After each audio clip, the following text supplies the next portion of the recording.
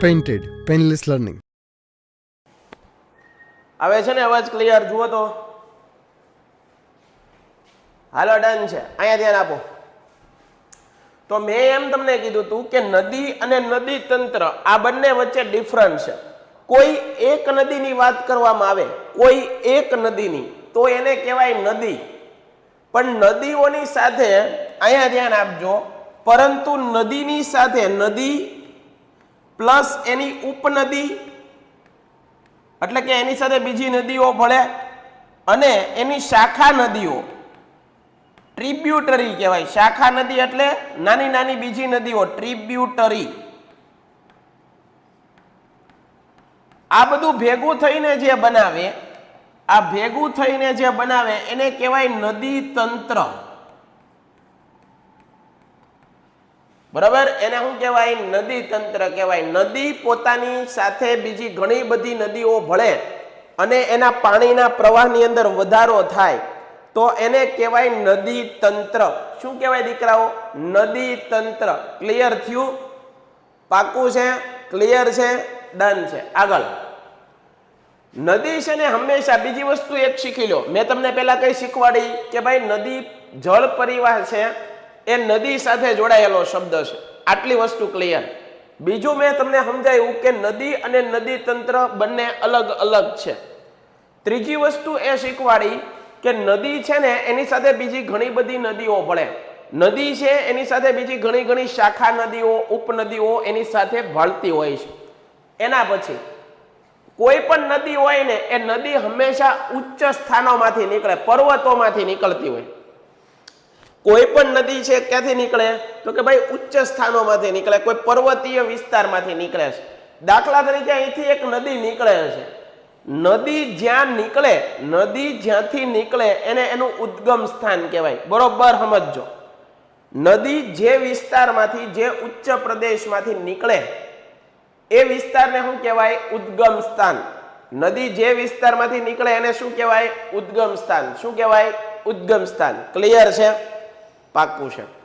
નદી ઉદ્ગમ સ્થાનમાંથી ધીમે ધીમે નીચે આવે અને આ ઉપરનો વિસ્તાર છે, કોઈ પણ ઉચ્ચ પ્રદેશનો વિસ્તાર છે, એને કહેવાય ઉપરવાસ. એને શું કહેવાય? ઉપરવાસ. કોઈ ઉચ્ચ પ્રદેશમાંથી આવતી હોય તો એને કહેવાય ઉપરવાસ.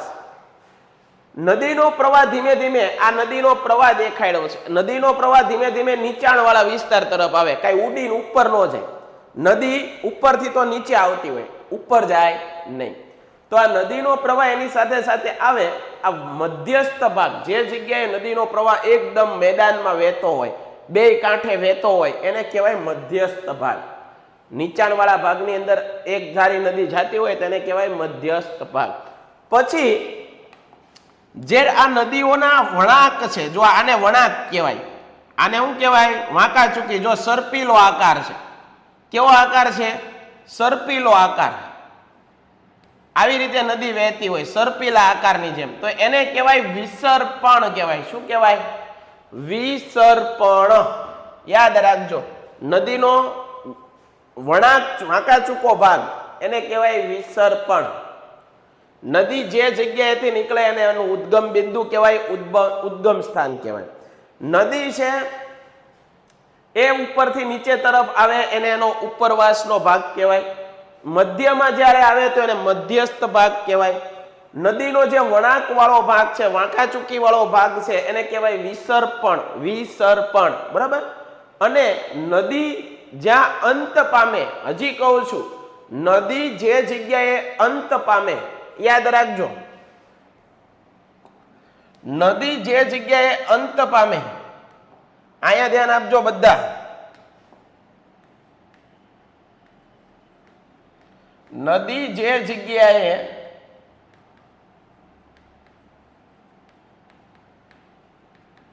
અંત પામે તેને નદીનું મુખ કહેવાય.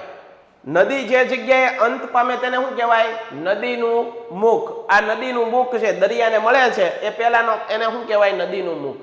અને નદીનું પાણી છે એની સાથે રેતી, માટી, કાંકરા આવે અને જ્યારે દરિયાને મળે તો આ આજુબાજુનો પ્રદેશ છે મેદાન બને. આ મેદાનને શેનું મેદાન કહેવાય? કાપનું મેદાન. કાપ પથરાવાથી તૈયાર થતું મેદાન કાપનું મેદાન. કેનું મેદાન? કાપનું મેદાન. કેટલાને ક્લિયર થાય છે?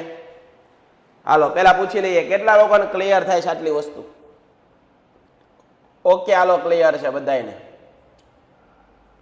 એ બેટા નેટવર્ક ઇસ્યુ હશે એટલા માટે કઈક પ્રોબ્લેમ હશે, બાકી કોઈ વાંધો નથી, અહીંથી એકદમ ક્લિયર છે. ચાલો અહીંયા ધ્યાન આપો. તો આ વસ્તુ બધા યાદ રાખજો. આનો સ્ક્રીનશોટ પાડવો હોય તો પાડી લો. આ બધા મુદ્દાઓ પરીક્ષામાં પૂછાય. નદી કોને કહેવાય? નદીનું મુખ કોને કહેવાય? ઉપરવાસ વિસ્તાર કોને કહેવાય? મધ્યસ્થ ભાગ કોને કહેવાય? આ બધી વસ્તુ. હાલો આનો સ્ક્રીનશોટ પાડવો હોય તો બધા પાડી લો એકવાર. ફટાફટ આનો સ્ક્રીનશોટ પાડવો હોય તો તમે પાડી લો ઝડપથી. પછી આપણે આગળ હાલીએ. હાલો પાડી ગયો? સ્ક્રીનશોટ પાડવો છે કોઈને? ઓકે હાલો આગળ વધીએ. એના પછી જોઈએ ક્યાં પહોંચ્યા હતા આપણે? હા હવે એક શબ્દ સમજાવો છે.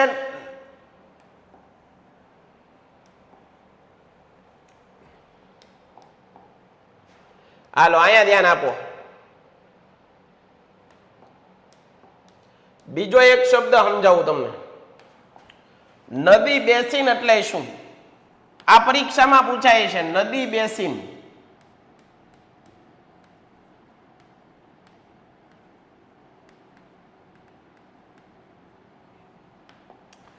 આ નદી બેસીન એટલે શું ભાઈ વિદ્યાર્થી મિત્રો? અહીંયા ધ્યાન આપજો.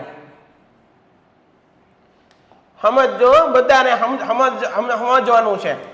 આ દાખલા તરીકે કોઈ નદી નીકળે છે. જો આ નદી છે બરાબર, સાહેબ કે આ નદી દોરી ભાઈ તમે હાલો સાહેબ. આટલી વસ્તુ અમને ક્લિયર સમજાઈ ગઈ છે. બરાબર છે. આ નદીની સાથે નદી બેસીન એટલે શું? બરોબર ધ્યાન જાજો. નદી બેસીન એટલે આ કોઈ એ સ્થળ છે, ત્યાંથી કોઈ બી સ્થળે નદીનો પ્રવાહ, એ થી બી સ્થળે નદીનો પ્રવાહ જે વિસ્તારમાં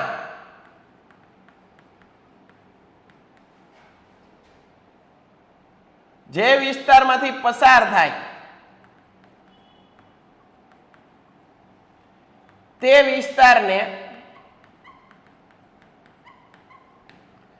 વિસ્તારને નદી બેસીન કહેવાય છે. નદી બેસીન.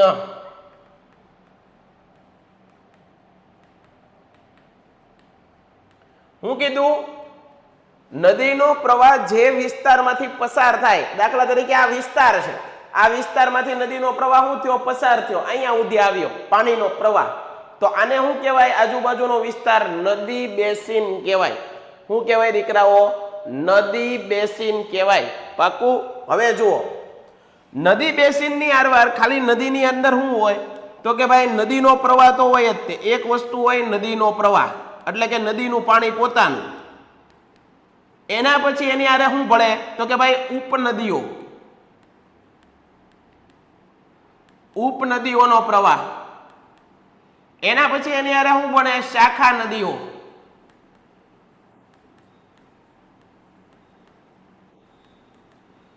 બરોબર. નદીની સાથે કેટલી વસ્તુ ભળે? તો કે ભાઈ નદીનો પ્રવાહ, ઉપનદીનો પ્રવાહ અને શાખા નદીઓ. આ બધું જોડાય કોની આરે? નદી સાથે. કેટલા લોકોને ક્લિયર થાય છે? બરાબર. તો આ ભેગું થઈને જે વિસ્તાર બને એ વિસ્તારને શું કહેવાય? નદી બેસીન.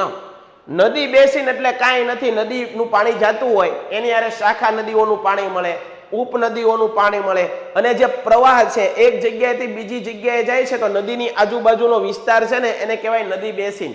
નદી કેટલા વિસ્તારમાંથી પસાર થાય છે એને કહેવાય નદી બેસીન. શું કહેવાય? નદી જે વિસ્તારમાંથી પસાર થાય એને શું કહેવાય? નદી બેસીન. હજી કહું છું, જે વિસ્તારમાંથી નદી પસાર થાય એને કહેવાય નદી બેસીન. નદી બેસીન બરાબર શું હોય? તો કે ભાઈ નદીનો પ્રવાહ તો હોય જ તે, એની સાથે ઉપનદીનો પાણી ભળે, બીજી નાની નદીઓનું પાણી પણ ભળે, અને જે વિસ્તાર બનાવે છે એને કહેવાય નદી બેસીન કહેવામાં આવે છે. ક્લિયર છે? હવે અહીંયા જુઓ, જાણવા જેવું વસ્તુ એક તમને કહું. જાણવા જેવી વસ્તુ, વિશ્વનો સૌથી મોટો નદી બેસીન. હાલો એ પછી કહું તમને. હાલો આટલી વસ્તુ જોઈ લો તમે. નદી બેસિનની વ્યાખ્યા આઈએમપી.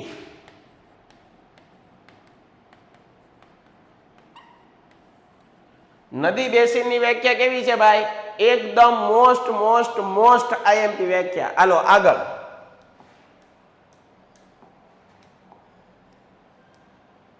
અહીંયા ધ્યાન આપજો.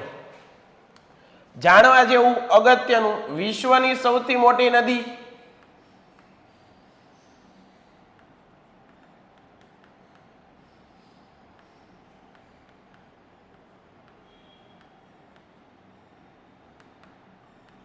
વિશ્વની સૌથી મોટી નદી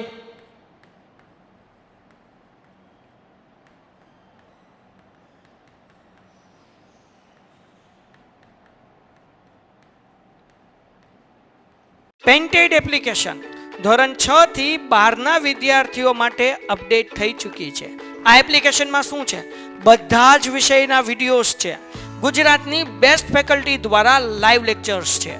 આઈએમપી પ્રશ્ન છે, ટેસ્ટ સિરીઝ છે અને ગુજરાતના તમામ વિદ્યાર્થીઓ સાથે તમે તમારી કમ્પેરિઝન કરી શકો છો. ગેમિફિકેશન છે અને બીજું ઘણું બધું. તો તમે એપ્લિકેશન ડાઉનલોડ ન કરી હોય તો ડિસ્ક્રિપ્શનમાં લિંક આપી છે. હમણાં જ પ્લે સ્ટોર ઉપર જાઓ અને એપ્લિકેશન ડાઉનલોડ કરો. ઘરે બેઠીને સરસ મજાનું ગુજરાતની જોરદાર ફેકલ્ટી સાથે ભણો, સારા માર્ક્સે પાસ થાઓ. વિશ્વનો સૌથી મોટો નદી બેસિન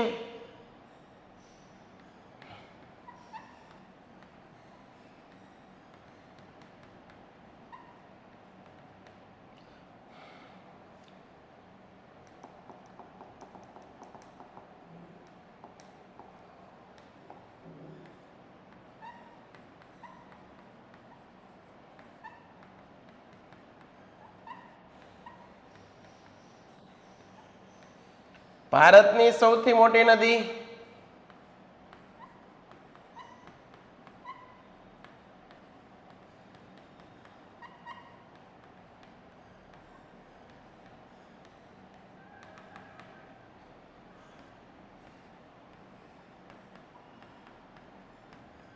ભારતનો સૌથી મોટો નદી બેસિન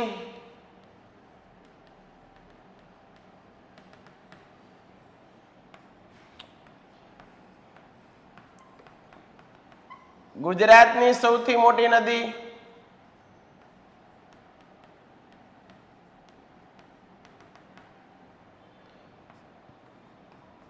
અને ગુજરાતની સૌથી લાંબી નદી.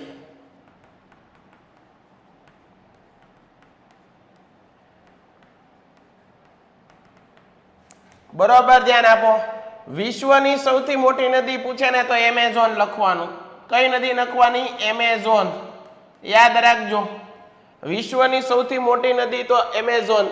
પરંતુ તમને એમ પૂછે વિશ્વની સૌથી લાંબી મોટો નદી બેસિન તો પણ એમેઝોન. લાંબી નદી પૂછે તો નાઇલ લખવાનું. વિશ્વની સૌથી લાંબી નદી નાઇલ.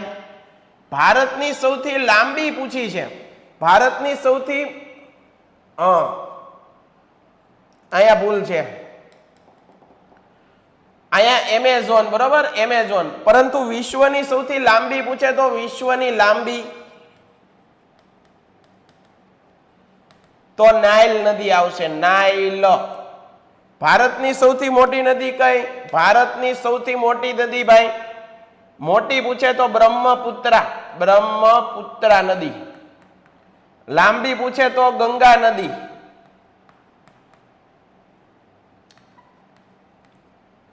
ભારતનો સૌથી મોટો નદી બેસિન તો ગંગા નદીનો બેસિન.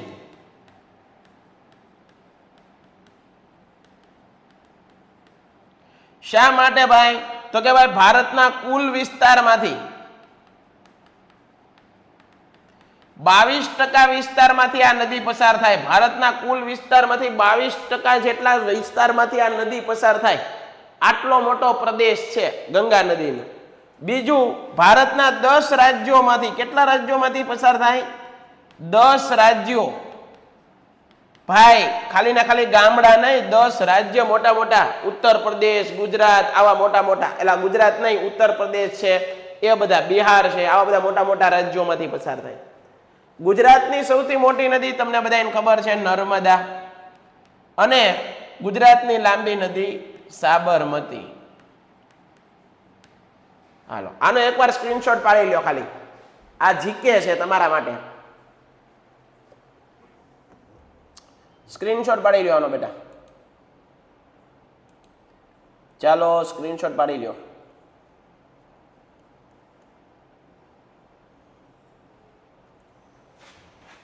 ક્લિયર છે, ક્લિયર છે, ક્લિયર છે. આનો સ્ક્રીનશોટ પાડી લો મારા દીકરાઓ, બધા લોકો સ્ક્રીનશોટ પાડી લો.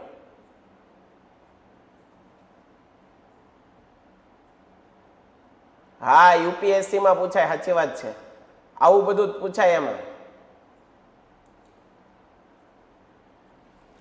અહીંયા ધ્યાન આપજો.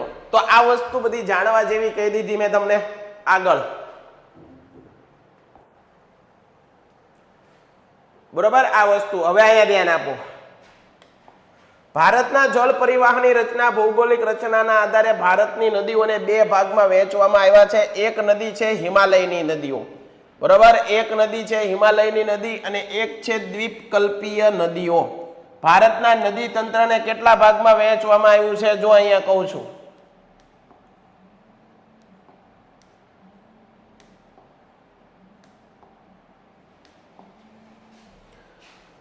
ભારતના નદી તંત્રને કેટલા ભાગમાં વહેંચવામાં આવ્યું છે અહીંયા ધ્યાન આપજો.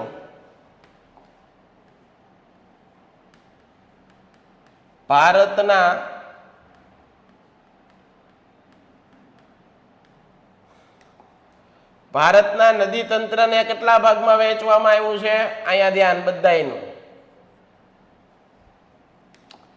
ભારતના નદી તંત્રને બે ભાગમાં વહેંચવામાં આવ્યું છે. કેટલા ભાગમાં બેટા? બે ભાગમાં. સમજો. એક છે હિમાલયમાંથી નીકળતી નદીઓ,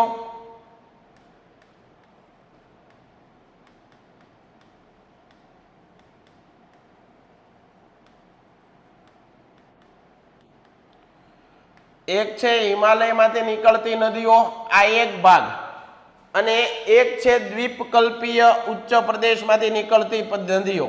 દ્વીપકલ્પીય,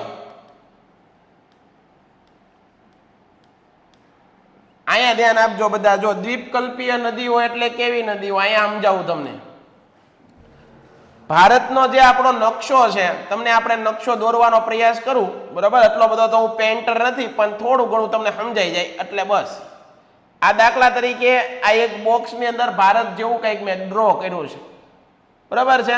હવે તમને બધાને મેં જ્યારે ભણાવ્યું ત્યારે મેં તમને હિમાલય પર્વતમાળા ભણાવી હતી કે ભાઈ હિમાલય પર્વતમાળા આ રીતે નીકળે છે, આમાં પર્વતો છે, બરાબર. અને દ્વીપકલ્પીય ઉચ્ચ પ્રદેશ, આ ઊંધા ત્રિકોણ આકારનો પ્રદેશ છે ને, આ ઊંધા ત્રિકોણ આકારનો, આને દ્વીપકલ્પીય ઉચ્ચ પ્રદેશ કહેવાય, બરાબર છે. દ્વીપકલ્પીય ઉચ્ચ પ્રદેશ. સાહેબ દ્વીપકલ્પીય ઉચ્ચ પ્રદેશ એને કેમ કહેવામાં આવે? કારણ કે એની ત્રણેય બાજુ શું છે, આ ભણાવી દીધેલું છે ભાઈ.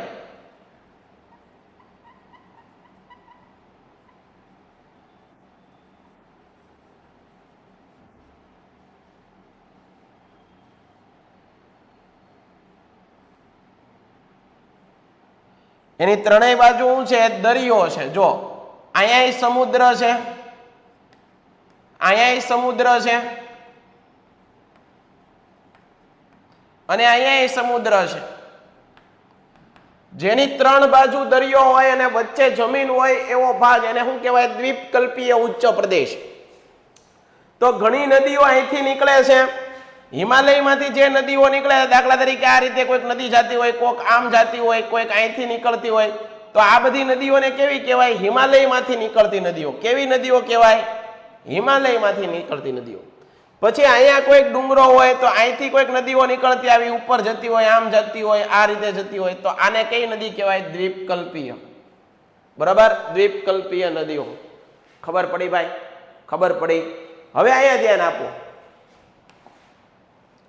હવે જુઓ તમે, અહીંયા હિમાલયમાંથી નીકળતી નદીઓ છે ને, એનું ઉદ્ગમ સ્થાન કયું છે? ઉદ્ગમ સ્થાન.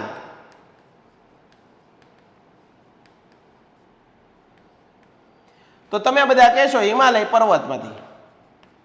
હિમાલય પર્વતમાંથી. વાત સાચી છે. હિમાલયમાંથી નીકળતી નદીઓનું ઉદ્ગમ સ્થાન કયું છે? હિમાલય પર્વત. બરોબર છે.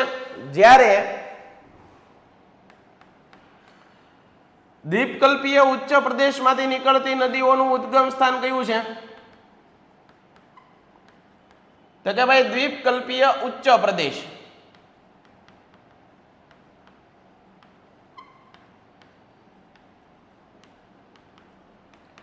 હાલો, બરોબર છે. પછી હિમાલયની અંદર આપણે થોડી પેઇન્ટેડ એપ્લિકેશન ધોરણ 6 થી 12ના વિદ્યાર્થીઓ માટે અપડેટ થઈ ચૂકી છે. આ એપ્લિકેશનમાં શું છે? બધા જ વિષયના વિડીયોઝ છે. ગુજરાતની બેસ્ટ ફેકલ્ટી દ્વારા લાઈવ લેક્ચર્સ છે. આઈએમપી પ્રશ્ન છે, ટેસ્ટ સિરીઝ છે અને ગુજરાતના તમામ વિદ્યાર્થીઓ સાથે તમે તમારી કમ્પેરિઝન કરી શકો છો. ગેમિફિકેશન છે અને બીજું ઘણું બધું. તો તમે એપ્લિકેશન ડાઉનલોડ ન કરી હોય તો ડિસ્ક્રિપ્શનમાં લિંક આપી છે. હમણાં જ પ્લે સ્ટોર ઉપર જાઓ અને એપ્લિકેશન ડાઉનલોડ કરો. ઘરે બેઠીને સરસ મજાનું ગુજરાતની જોરદાર ફેકલ્ટી સાથે ભણો, સારા માર્ક્સે પાસ થાઓ. થોડીક વધારે વાત કરીએ કે હિમાલયમાંથી નીકળતી નદીઓ છે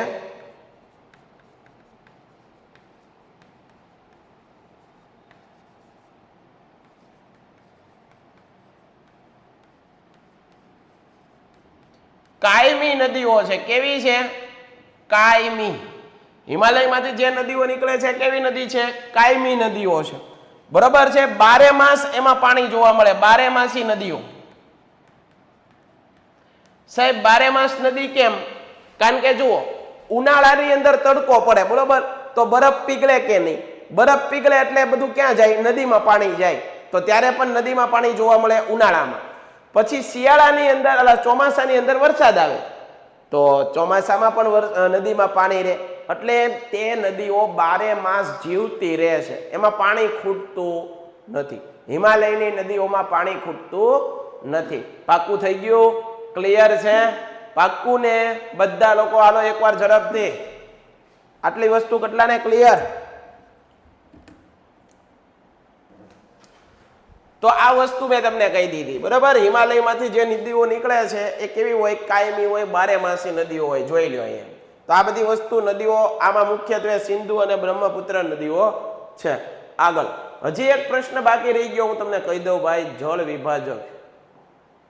હા, તમને એક પ્રશ્ન હજી પૂછાય દીકરાઓ, જો હું અહીંયા કહી દઉં છું. હાલો, આ જળ વિભાજક છે ને એ પ્રશ્ન પાકો કરજો તમે બધા, કારણ કે બહુ અગત્યનો છે.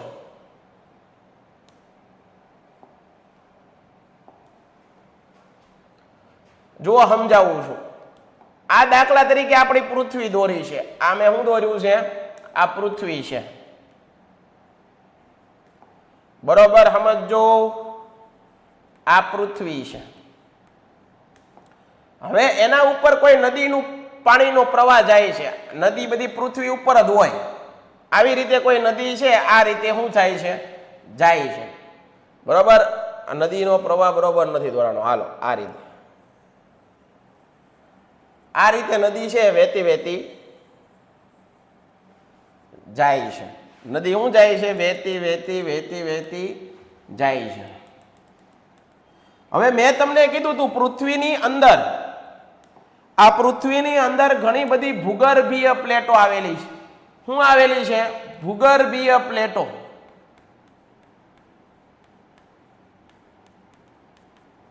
અને પૃથ્વીની અંદર એક પ્રક્રિયા થાય છે. કઈ પ્રક્રિયા? ભૂસંચલનીય પ્રક્રિયા. આ ભણાવી દીધેલું છે.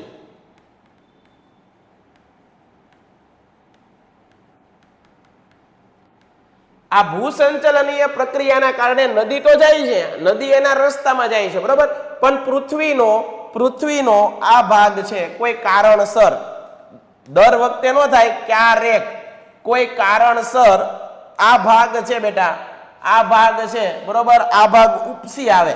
સમજો તમે, આ ભાગ આવી રીતે ઉપસી આવે, આવું પર્વત જેવું બની જાય, બરોબર. તો નદી છે એ પર્વતમાંથી પસાર થઈ શકે. આવી રીતે ઉપસી જાય તો નદી પર્વતમાંથી પસાર થઈ શકે? ન થઈ શકે. નદીનો પોતાનો વહેણ શું થાય? બદલી નાખે, બરોબર. આ વચ્ચે પર્વત અથવા ઉચ્ચ ભૂમિ આવી જાય એને કહેવાય જળ વિભાજક. તો જો જળ વિભાજક એટલે શું? તો કે ભાઈ નદીના પ્રવાહની વચ્ચે પર્વત કે ઉચ્ચ પ્રદેશ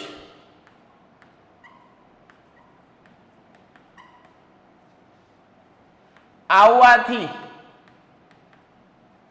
નદીના પ્રવાહ ફટાઈ જાય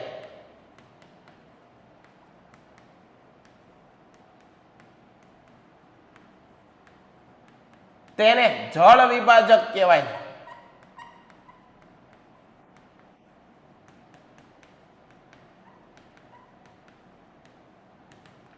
શું કહેવાય ભાઈ? નદીનો પાણીનો પ્રવાહ ફટાઈ જાય અને શું કહેવાય? જળ વિભાજક કહેવાય. Thank you Kirtiben, thank you.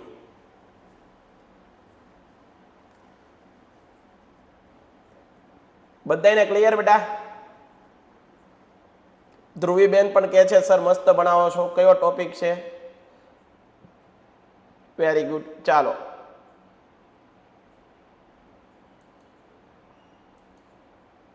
હાલો અહીંયા ધ્યાન આપો. તો આ વસ્તુ તમે ક્લિયર કરી નાખી. આટલે સુધી તમને કોઈનો વાંધો નથી. આ બધું ભણી ગયા આપણે. હવે જુઓ, નદીના પ્રવાહના ત્રણ અવસ્થા. નદી છે ને એનો પ્રવાહ છે ને એ ત્રણ ભાગમાં. નદીનો પ્રવાહ એટલે આ નદીનો પ્રવાહ. હાલો આ શું છે? આ નદીનો પ્રવાહ. આની અંદર પાણી જાતું હોય આવી રીતે, આવી રીતે. આને શું કહેવાય? નદીનો પ્રવાહ કહેવાય. આને શું કહેવાય? નદીનો પ્રવાહ. તો આ નદીનો પ્રવાહ છે એના ત્રણ અવસ્થા છે. અવસ્થા કેટલી છે? ત્રણ. નદીના પ્રવાહની અવસ્થા કેટલી? તો મારા દીકરાઓ બધા મને જવાબ આપશે. બધા મારા છોકરાઓ એમ કહી દે સાહેબ નદીના પ્રવાહની ત્રણ અવસ્થા હોય. કેટલી? ત્રણ. એક તો જ્યાંથી નીકળે નદી, જ્યાંથી નીકળે તો નદીનો હંમેશા નીકળે ક્યાંથી? તો કે ભાઈ ઉચ્ચ પ્રદેશમાંથી. નદી ક્યાંથી નીકળે? તો કે ભાઈ ઉચ્ચ પ્રદેશમાંથી. ઉચ્ચ પ્રદેશમાંથી. અને આ ઉચ્ચ પ્રદેશમાંથી નીકળે એને આપણે ભૂગોળની ભાષામાં શું કહેવાય? ઉપરવાસ. શું કહેવાય? ઉપરવાસ. નદી જ્યાં ઉચ્ચ પ્રદેશમાંથી નીકળે, નદી ઉચ્ચ પ્રદેશમાંથી નીકળે સાહેબ તમે સમજાવ્યું હતું. નદી ઉચ્ચ પ્રદેશમાંથી નીકળે. આ નદી ઉચ્ચ પ્રદેશમાંથી નીકળે એ ઊંચાણ વાળો ભાગ, ઉચ્ચ પ્રદેશ વાળો ભાગ, એને શું કહેવાય સાહેબ? એને ઉપરવાસ કહેવાય. આ પહેલી અવસ્થા. નદી જ્યારે મેદાન પ્રદેશમાંથી પ્રવેશે, મધ્ય ભાગમાંથી પ્રવેશે તો એને કહેવાય એનો મધ્ય ભાગ. એને શું કહેવાય? મધ્ય ભાગ. અને નદી જ્યારે દરિયાને મળવું કરતી હોય, બરાબર? નદી જ્યારે દરિયાને મળવાનું કારણ કે એનું ગોલ કયો હોય? નદીનો મુખ્ય મંજિલ કઈ હોય? તો કે ભાઈ સાગરને મળવાનું. સાગરને મળે એ નદીને પૂર્ણ નદી કહેવાય. બાકી કુંવારિકા નદી કહેવાય. કુંવારી રહી ગઈ, એના લગ્ન નથી થયા એમ. આગળ જાશો સાહેબ, દાંત કાઢવાની વાત નથી. 12મા ધોરણના ભૂગોળની અંદર આ પ્રશ્ન પૂછાય. 12મું ધોરણ ભણશો ને અને ભૂગોળ સબ્જેક્ટ છે ને તેમાં આવે કુંવારિકા નદી એટલે શું? તો એવું કહેવાય જે નદી દરિયાને મળતી નથી, જે નદી સાગરને મળતી નથી, કોઈ રણની અંદર અથવા તો અંત પામી જાય તો એને કહેવાય કુંવારિકા નદી. લગ્ન થયા નહીં, કુંવારી રહી ગઈ, આને કુંવારિકા નદી કહેવાય. તો નદીની અવસ્થા કેટલી છે? નદીની અવસ્થા કેટલી? તો નદીની અવસ્થા ત્રણ છે. નદીની અવસ્થા કેટલી? નદીની અવસ્થા કેટલી? ત્રણ. કઈ કઈ? હાલો બધા લોકો લખો તો કઈ કઈ અવસ્થા?